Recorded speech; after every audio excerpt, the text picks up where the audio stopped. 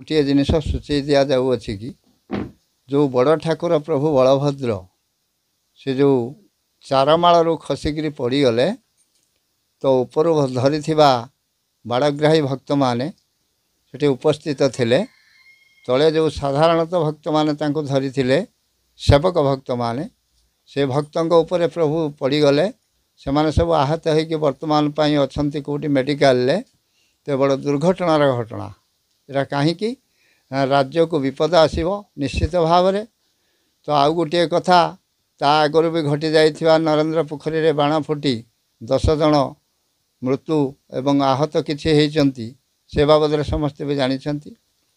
तृतीय कथा हला राजा को विपद आसीपारे राज्य को विपद आसीपारे राजा को जिते बड़े विपद आसो राज्य को निश्चित भाव में विपद आसीपारे।